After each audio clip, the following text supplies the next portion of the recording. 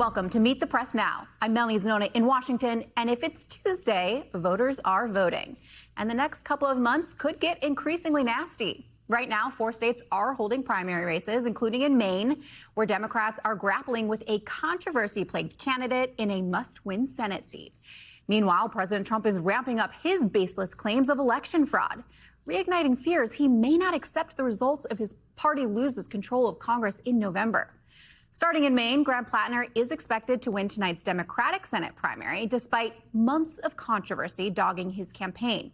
Yesterday, Platner's former political director, Genevieve McDonald, who resigned in October, slammed her former boss in an op-ed, saying, quote, "Graham Platner is not someone who would be good for Maine or good for the country." In that same op-ed, McDonald also raised numerous controversies facing Platner, including recent allegations from former girlfriends of toxic, unsettling, and at times physically aggressive behavior. Now, Platner has acknowledged inappropriate behavior in his past and difficulties with PTSD after serving multiple tours in Iraq. But he has denied allegations of physical violence. His rival, Republican Senator Susan Collins, noting these controversies while speaking to reporters on Capitol Hill today. The allegations against Graham Platner are extremely troubling and serious, and he owes the people of Maine a detailed answer. Still, the swirl of controversies around Platner's campaign doesn't seem to be deterring his supporters on Capitol Hill or in Maine. Earlier today, some voters telling my colleague Ryan Nobles Platner is still the better choice over Susan Collins. It gives me pause, of course. There's no perfect candidate that I'm going to be like, yes, you are absolutely the most perfect human being. We have limited choices, and from the choices that I've been given, I feel like that's the best choice. There's this stuff that's come out against him. You know, when you weigh those things, you think that might be better? Well, we'll see. You know, who knows what the future will hold, but what we got now ain't working. I hate saying this, but sometimes I feel like it's the lesser of two evils when you come to these things. It's still tough, but, you know, the good thing about elections is if he doesn't own up to it and keep his word to the state of Maine, we can vote again in a couple of years. Today's elections come as votes are still being counted in California from last week's primaries. One of the spots in the governor's race still uncalled. But Democrat Nithya Raman did edge out Republican Spencer Pratt to advance to the general election in the Los Angeles mayor's race. The slow process, which we should note is typical for the state, is driving baseless fraud allegations from the president and even top Republicans. The president continuing to rail against California's elections on social media, calling them, quote, rigged and crooked, after he walked out of his interview with my colleague Kristen Welker when she pushed him about his fraud claims on Friday. Meanwhile, on Capitol Hill, Republican leaders bolstering those claims with their own skepticism. Here's Speaker of the House Mike Johnson. I think California is playing around with this. But what evidence is there to prove that there was Look, I don't. Some of these efforts are so diabolical and so far upstream it is impossible to prove. But I think everybody knows instinctively something is wrong here, and that's a concern. Joining me now is our NBC News team, Chief Data Analyst Steve Kornacki at the Big Board, Chief Capitol Hill correspondent Ryan Nobles on the ground in Maine, at the White House, Chief Justice and National Affairs correspondent Kelly O'Donnell, and with me on set, national political reporter Ben Kamisar. A lot to dig into here. I do want to start with Steve at the Big Board. Let's get to today's races later, but first, walk me through that call in the LA mayor's race. Yeah, I mean, look, the story since election night itself, when at the end of election night, Spencer Pratt was in second place, the incumbent mayor Karen Bass was in first place there. The story since then has been that the late arriving, the late counted, late processed vote by mail has been overwhelmingly Democratic, and it's been particularly good for Nithya Raman. And so each update that we've been getting since election night has been very favorable to Raman, has been very tough for Pratt. She had a pretty big gap that she had to erase there coming out of election night, but with each update over the past week, she'd be getting closer and closer. She passed him about 2 days ago. Raman climbed just ahead of Pratt. Yesterday's update, she beat him again by about 20,000 votes in that update. So her margin over Pratt, you can see, has now climbed. It's nearly 3 points. It's over 20,000 votes. There are still some votes to come in here, but that trend, that trajectory, there's no reason to expect that in the next update, as they continue to go through that sort of late arriving, that late vote by mail, that it's not going to similarly favor Rahman, and in fact probably going to open up even a bigger margin between her and Pratt. So enough there certainly for Rahman to advance to that general election against Bass, and again probably ends up being by an even wider margin over Pratt than you see right now.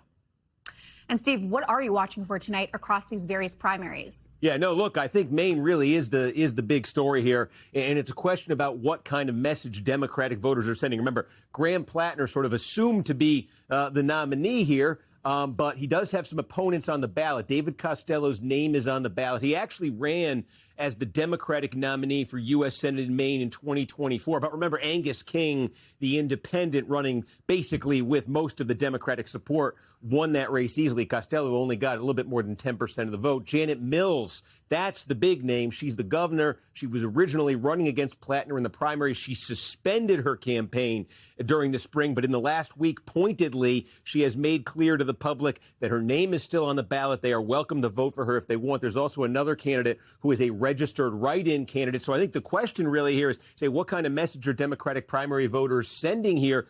Is there a signal from them that they're squarely behind Platner, that that the controversies of the past week have not given them pause, or are they using this primary as a way of signaling that they have concerns themselves about Platner? So where would you kind of set the bar for this? Well, look, it's sort of a subjective question, but I think one thing that's worth pointing out is that there was a poll taken about 2 weeks ago. It was after Mills had withdrawn from the primary campaign, and it was before this latest barrage of scandal around Platner. And what did that poll show? It's from the University of New Hampshire, and it had Platner running at 76%.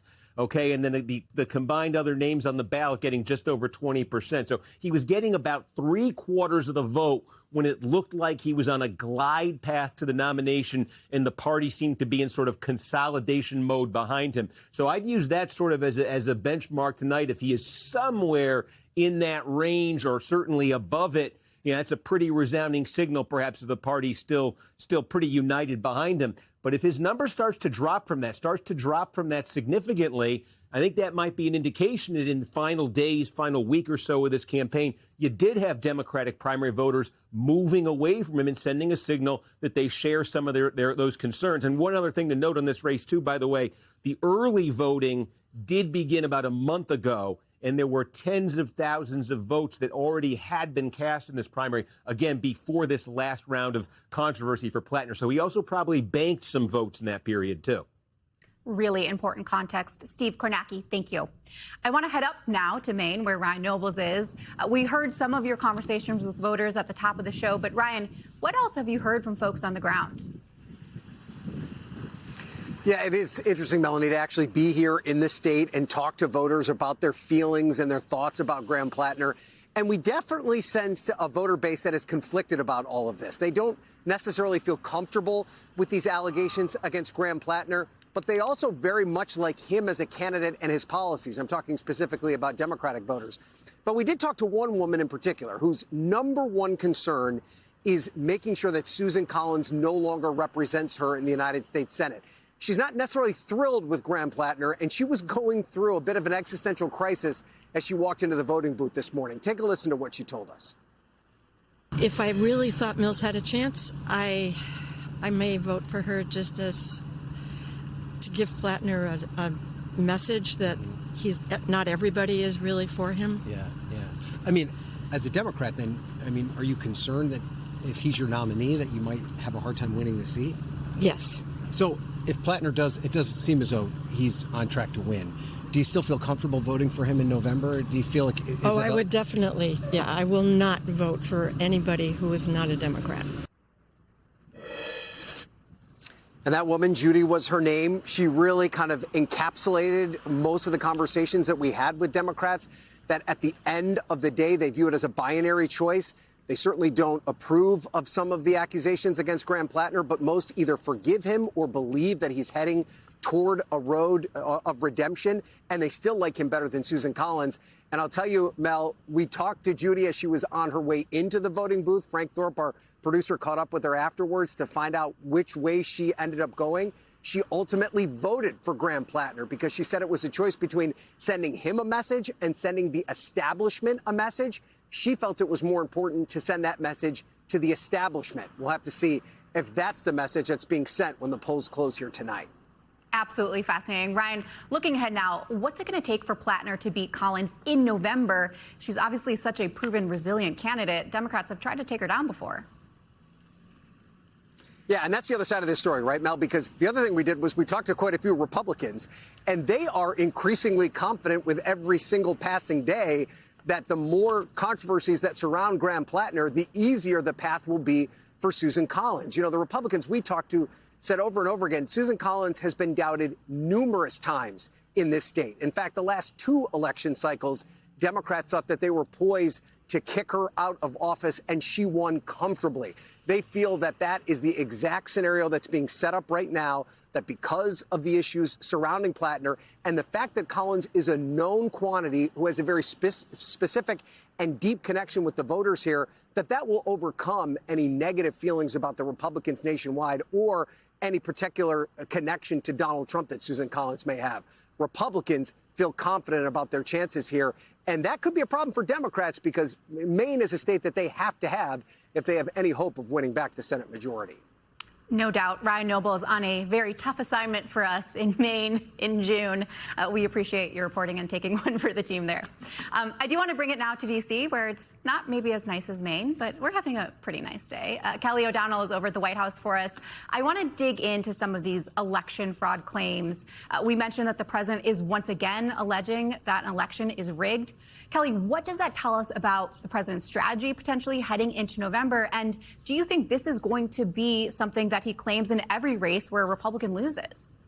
Well, Mel, it is a well-worn playbook for President Trump to try to raise suspicions about how elections are being conducted. And at times, we see different levels of that strategy. Clearly here, he saw some popular support behind Spencer Pratt. And when that evaporated as the votes were counted, that brings out that discussion from the president about there must be something flawed. What we don't hear from the president is any evidence presented about this. He does not get into the kind of nitty-gritty about the numbers of available voters, what the process is, and so forth. What he is looking to do is to raise those doubts, especially if an election of any type, primary or general, does not go his way. What we don't hear from the president is much discussion of troubled elections when his favored candidates do well.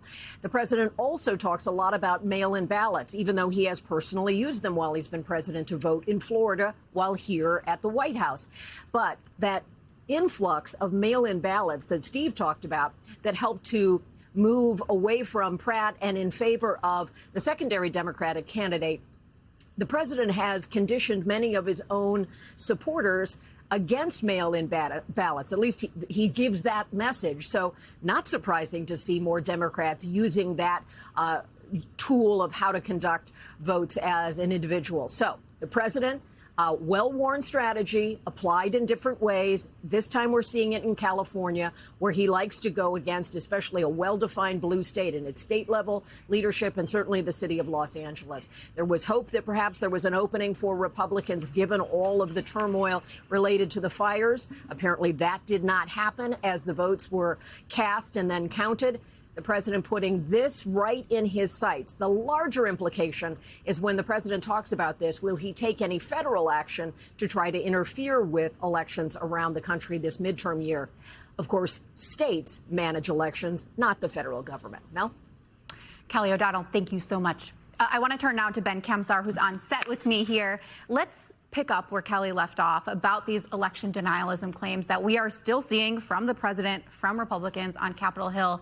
How big of a problem could this potentially be in November, especially considering there are so many competitive House races in California? Yeah, I think Kelly hit the nail on the head kind of with the distinction here, right? So first off, rhetorically, we've seen this playbook before. We're going to see it again. We're seeing it play out right now. It is not surprising to see the president raise these claims and try to gin up his base, gin up supporters into, casting doubt on an election without sort of that secondary, giving of the proof. And frankly, he has the grip of Republican lawmakers, so it's going to be hard to see that many of them really taking too much of a step out against sort of the comments that he's been making. But the distinction is, okay, so then what, right? So there's the court of public opinion, or maybe a court of public opinion on his own side, but then is he going to present evidence in a court of law? Because ultimately you need proof in order to actually adjudicate anything and to actually, investigate and make these and actually take action here. So I think that's the big question. We're going to probably hear a lot of talk and a lot of words. Are we going to see proof? And so far we have not seen that.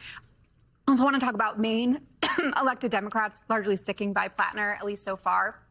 What does your reporting tell you about how Democrats are actually feeling behind the scenes? And do you think there is potentially some red line that could be crossed where they would cut bait with Platner? Yeah, I mean, I think right now we don't see that Platner is in danger. We don't think he's in danger of losing his primary, right? So there's that piece of it. I think a lot of Democrats, to Ryan's point too, it's, a lot of them are trying to weigh this like parlor game, right? Of, well, I really don't want to use their term. I really don't want Susan Collins to be my senator. So what's the best path to doing that? Right now, if Platner's the nominee, it is, expected to be the nominee, and that doesn't change, then a lot of them will probably end up coming home to Platner. The question is, right, this is what we know now in early June. There's a lot more runway here for all of the Oppo books and Republican, a couple blocks away from here at the National Party headquarters on the Republican side.